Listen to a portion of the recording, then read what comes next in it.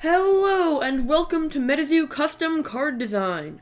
Since this is the first episode of the series, I will begin by explaining what the series is. A passion of mine has always been game design. Back when I played Magic the Gathering a lot more, I made my own cards and even sets to play with. I thought it would be a cool idea to do the same for MetaZoo.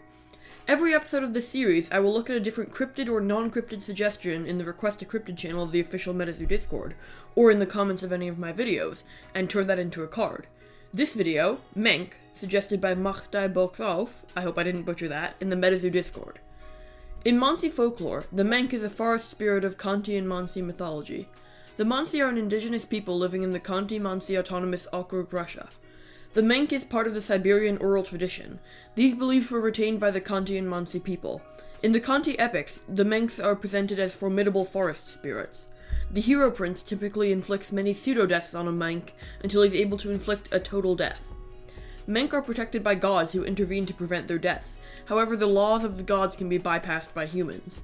In the epics, Menk occur in sevens, such as 7 Menk from one mother, or 7 Menk with one soul.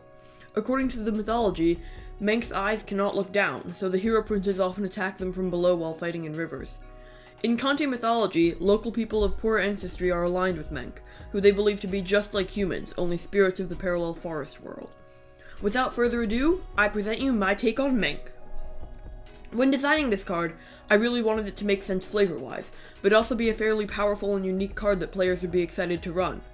I decided to make it a spirit beastie with a mixed aura cost of spirit and forest, both because it's a forest spirit in the lore, and also to make it more difficult to contract.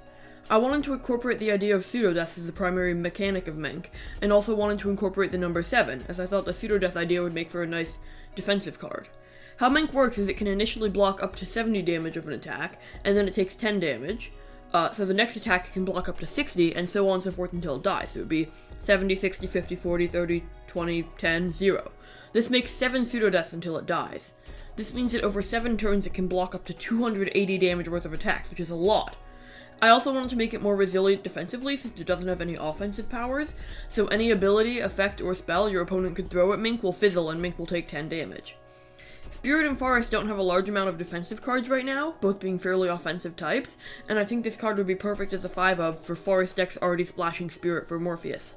Thank you for watching this video, I hope you enjoyed it, and let me know in the comments below if you want to see more MetaZoo custom cards. Bye!